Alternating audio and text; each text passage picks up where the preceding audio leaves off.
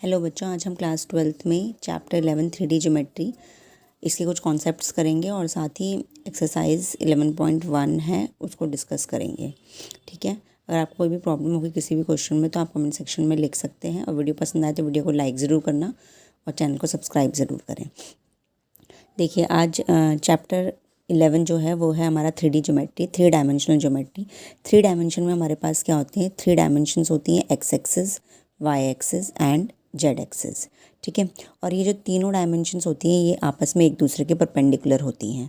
ठीक है, एक्स जो है वह वाई के परपेंडिकुलर है, वाई जेड के परपेंडिकुलर है और जेड एक्स के परपेंडिकुलर है। तीनों आपस में क्या होती हैं? परपेंडिकुलर होती हैं, 90 डिग्री पे होती हैं। तो इसे हम बोलते हैं 3 डायमेंशनल। ठीक है, 3 डायमेंशंस हैं यहाँ पे, एक्स वाई एंड जेड। अगर हम बात करें किसी भी लाइन की, अगर कोई लाइन ओरिजिन से पास होती है, दिस इज़ ओरिजिन, जहाँ पे ये एक्स एक्सिस, वाई एक्सिस और जेड एक्सिस मीट करते हैं उसे हम ओरिजिन कहते हैं। ओरिजिन से अगर कोई भी लाइन पास होती है तो वो कुछ ना कुछ एंगल बनाएगी एक्स एक्सिस के साथ, जिसे हम क्या बोलते हैं? अल्फ़ा। वाई एक्सिस के साथ कुछ ना कुछ एंगल बनाएगी, that is beta. And Z axis के साथ जो वो एंगल बनाएगी दैट इज़ गामा। ठीक है, ये जो अल्फ़ा, बीटा और गामा ये जो एंगल्स होते हैं इनको हम कहते हैं डायरेक्शन एंगल्स। ठीक है, डायरेक्शन एंगल्स कहते हैं क्योंकि इनकी हेल्प से ही हमें किसी भी लाइन की डायरेक्शन मालूम होगी कि वो एक्स एक्सिस से किस डायरेक्शन पे जा रही है, वाई एक्सिस से किस डायरेक्शन पे और जेड एक्सिस से किस डायरेक्शन पे है। मतलब इन्हीं एंगल की हेल्प से हमें उसकी डायरेक्शन मालूम होगी, इसलिए हम क्या कहते हैं इनको? Direction angles. कि कोई भी लाइन ओरिजिन से जो पास हो रही है वो एक्स एक्सिस, वाई एक्सिस और जेड एक्सिस के साथ एंगल बना रही है, that is known as direction angles. In direction angles पे जब हम कोसाइन लगा देते हैं, कोसाइन मतलब कॉस लगा देते हैं, उन्हें कहते हैं कॉस अल्फ़ा, कॉस बीटा और कॉस गामा। फॉर एग्जांपल, अगर अल्फ़ा 45 डिग्री है उसे मैं कॉस 45 डिग्री कर दूंगी। ठीक है, अगर हम इन डायरेक्शन एंगल्स पे कॉस लगा देते हैं, ट्रिग्नोमेट्रिक फंक्शन है कॉस, तो ये कहलाते हैं, ये तीनों कॉस अल्फ़ा, कॉस बीटा और कॉस गामा, ये हमारे कहलाते हैं डायरेक्शन कोसाइंस। ठीक है, डायरेक्शन कोसाइंस। ठीक है, तो हमें पढ़ना था डायरेक्शन कोसाइन और डायरेक्शन रेशोज़। तो डायरेक्शन रेशोज़ क्या होते हैं? डायरेक्शन एंगल पे जब कॉस लग जाता है तो उन्हें हम क्या बोलते हैं? डायरेक्शन कोसाइंस कहते हैं। तो cos alpha, cos beta and cos gamma, these are known as direction cosines. इनको हम एल एम एन से भी डिनोट करते हैं। पहले डायरेक्शन कोसाइन को हम एल कहते हैं, दूसरे वाले को हम एम कहते हैं और तीसरे वाले को हम एन कहते हैं। तो L M N are known as direction cosines. अब बात आती है कि डायरेक्शन रेशोज़ क्या होते हैं। अगर हम डायरेक्शन रेशोज़ की बात करें तो जो ये डायरेक्शन कोसाइंस हैं एल एम एन, ठीक है, कोई भी थ्री नंबर्स जो इन डायरेक्शन कोसाइन के प्रोपोर्शनल होते हैं वो कहलाते हैं हमारे direction ratios. For example A B C, अगर ये 3 नंबर हमारे पास हैं और ये एल एम एन के प्रोपोर्शनल हैं तो ए बी सी जो हैं वो हमारे कहलाएंगे डायरेक्शन रेशोज़। दैट मीन्स कि L upon A is equals to m upon b is equals to n upon c is equals to k.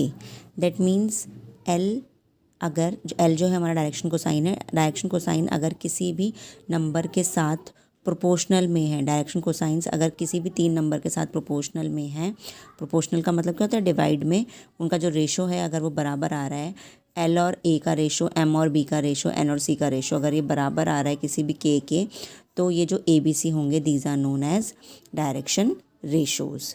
L upon A is equals to M upon B is equals to N upon C equal to K हो, या फिर ए upon L, इसका उल्टा भी हो कुछ भी, A upon L is equals to B upon M is equals to C upon N.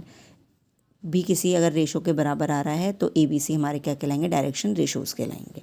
ठीक है, तो यहाँ तक का कॉन्सेप्ट बिल्कुल क्लियर होना चाहिए कि अल्फ़ा बीटा गामा में अगर हम कॉस लगाते हैं तो उन्हें डायरेक्शन कोसाइंस कहते हैं, और डायरेक्शन कोसाइंस के साथ कोई भी 3 नंबर अगर प्रोपोर्शनल में होते हैं, मतलब उनका डिवीजन किसी एक नंबर के बराबर आता है, तो हमारे ए बी सी क्या कहलाएंगे? डायरेक्शन रेशोज़ कहलाएंगे।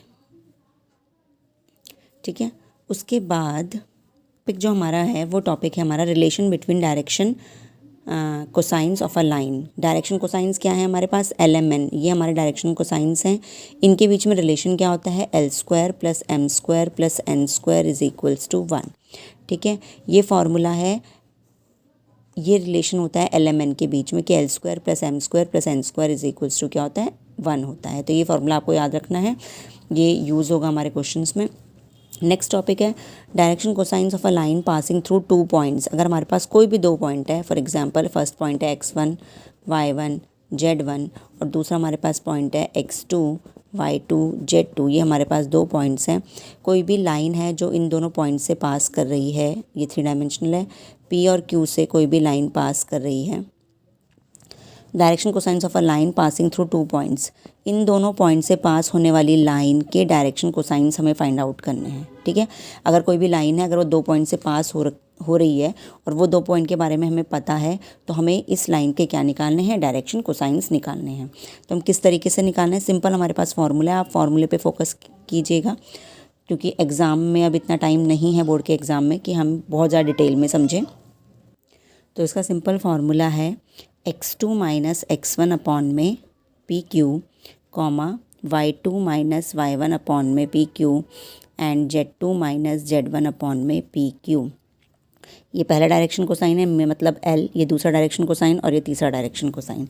कि अगर हमें पॉइंट्स पता है कि कोई भी लाइन किसी 2 पॉइंट से पास हो रही है, हमें उन पॉइंट्स के बारे में पता है, x1 y1 z1 और x2 y2 z2, ये अगर हमें गिवन है तो हम इजीली उसके डायरेक्शन कोसाइंस निकाल सकते हैं।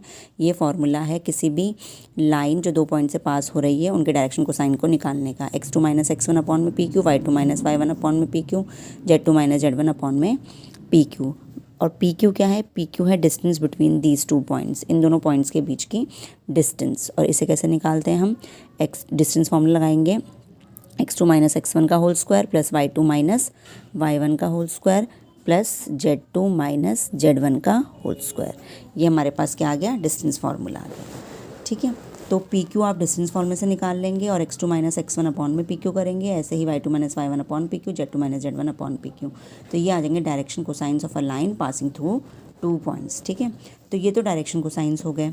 और अगर हम डायरेक्शन रेशोज़ की बात करें कि अगर कोई भी लाइन 2 पॉइंट से पास कर रही है, उसके डायरेक्शन रेशोज़ क्या होंगे, तो डायरेक्शन रेशोज़ क्या होंगे, x2 माइनस x1, क्योंकि ये पूरा L है। ठीक है, तो ऊपर वाला जो है ये क्या कहलाएंगे हमारे पास डायरेक्शन रेशोज़। तो x2 minus x1, y2 minus y1 और z2 माइनस z1, ये हमारे क्या होंगे, डायरेक्शन रेशोज़। तो एक्सरसाइज 11.1 के लिए जो भी कॉन्सेप्ट्स थे वो हमने अब सीख लिए हैं। अब इस 11.1 में जो 2 इंपॉर्टेंट क्वेश्चन हैं जो अक्सर एग्जाम्स में आते हैं वो मैं आपको करवा रही हूँ, और अगर आपको किसी और क्वेश्चन में डाउट होगा तो आप कमेंट सेक्शन में लिख सकते हैं। तो पहला क्वेश्चन है, show that the points 2 3 4 -1 -2 1 5 8 7 are collinear. हमें शो करना है कि तीनों पॉइंट्स क्या होंगे, कोलिनियर होंगे। तो पहले पॉइंट को हमने क्या मान लिया, A मान लिया, 2 3 4 को। दूसरे पॉइंट को हमने मान लिया B, ठीक है, और तीसरे पॉइंट को हमने मान लिया C। क्लियर। तो अब हम क्या करेंगे, this is x1 y1 z1, this is x2 y2 z2 and this is x3 y3 z3। ये 3 पॉइंट हमारे पास हो गए। तो हम सबसे पहले BA या फिर कहें AB, इनके सबसे AB के हम सबसे पहले क्या निकालेंगे, डायरेक्शन रेशोज़ निकालेंगे। आपको पता है डायरेक्शन रेशोज़ कैसे निकालते हैं, x2 माइनस x1। ठीक है, तो -1 में से -2 करेंगे, फिर y2 माइनस y1, -2 में से -3 करेंगे, फिर 1 माइनस 4। तो ये आ जाएगा हमारे पास -3 और ये आ गया -5 और ये आ गया आपके पास -3। ऐसे ही हम BC है, BC के डायरेक्शन को साइंस निकालेंगे। कैसे निकालेंगे, x3 माइनस x2 मतलब 5 माइनस -1, 8 माइनस -2 एंड 7 माइनस 1। तो ये कितना आ जाएगा हमारे पास, 5 माइनस माइनस प्लस हो जाएगा तो ये आ जाएगा 6 और ये आ जाएगा 10 और ये आ जाएगा 7 माइनस 1 6। ठीक है, अब AB और BC इनके अगर आप डायरेक्शन रेशोज़ को देखो तो ये क्या है, प्रोपोर्शनल है। प्रोपोर्शनल मतलब -3 की मल्टीप्लाई 2 से -2 से करेंगे। प्रोपोर्शनल का मतलब -3 अपॉन में 6 करें, -5 अपॉन में 10 करें और -3 अपॉन में 6 करें। कैंसिल आउट करने के बाद ये क्या आ जाएगा, 1/2, ये भी 1/2, ये भी 1/2, तीनों आ गए -1/2।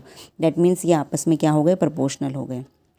ठीक है, अगर किसी के भी डायरेक्शन रेशोज़ प्रोपोर्शनल होते हैं, कोई भी 2 लाइन के डायरेक्शन रेशोज़ प्रोपोर्शनल होते हैं, that means these lines are parallel. Okay, तो ये आप ध्यान रखना, कोई भी 2 लाइन है, 2 लाइन के डायरेक्शन रेशोज़, इसके डायरेक्शन रेशोज़ और इसके डायरेक्शन रेशोज़ अगर प्रोपोर्शनल हैं, ठीक है, मतलब उन दोनों के डायरेक्शन रेशोज़ को अपॉन में करो, अगर इक्वल आ जाते हैं, प्रोपोर्शनल हैं वो, तो वो पैरेलल होती हैं lines. That means AB is parallel to BC। But इनमें तो पॉइंट क्या है, एक कॉमन है। 2 तरीके से लाइंस पैरेलल हो सकती हैं, या तो लाइन ऐसे पैरेलल हो सकती हैं या लाइन जो ओवरलैपिंग होती हैं। ओवरलैप में एक लाइन को ही आगे, ये ए है, ये बी है, ये सी है, तो ए बी भी बी सी की क्या होती है, पैरेलल होती है, क्योंकि बी पॉइंट यहाँ पे हमारा कॉमन पॉइंट है।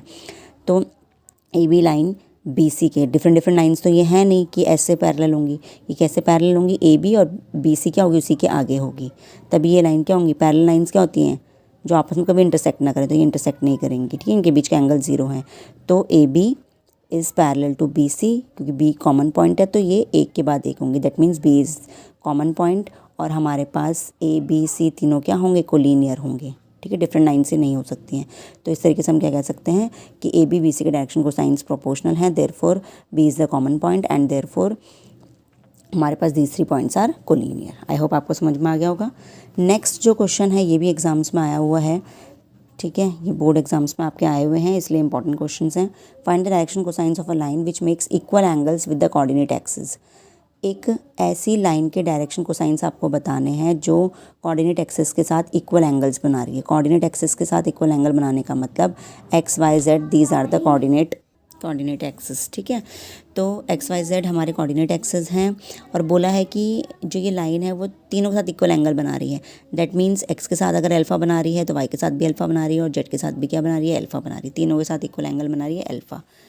तो पहला डायरेक्शन को साइन क्या होगा, कॉस अल्फ़ा, दूसरा डायरेक्शन को साइन भी क्या होगा, कॉस अल्फ़ा, एंड तीसरा डायरेक्शन को साइन भी क्या होगा, कॉस अल्फ़ा। और हमें इन दोनों के बीच में रिलेशन पता है, L square plus M square plus N square is equals to 1, मतलब cos square alpha plus cos square alpha plus cos square alpha equal to 1, that means 3 cos square alpha equal to 1।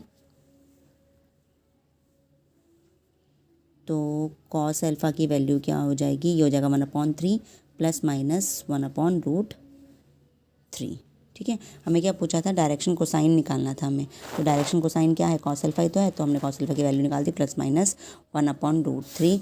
तो ऐसी line जो तीनों के साथ same angle बनाती है उसके डायरेक्शन कोसाइन क्या होंगे, plus minus 1/√3 plus minus 1/√3 plus minus 1/√3, क्योंकि तीनों बराबर होंगे तो ये हमारे क्या होंगे, डायरेक्शन कोसाइंस होंगे उस लाइन के जो तीनों के साथ क्या बनाती है, कोऑर्डिनेट एक्सिस के साथ इक्वल एंगल बनाती है, ठीक है।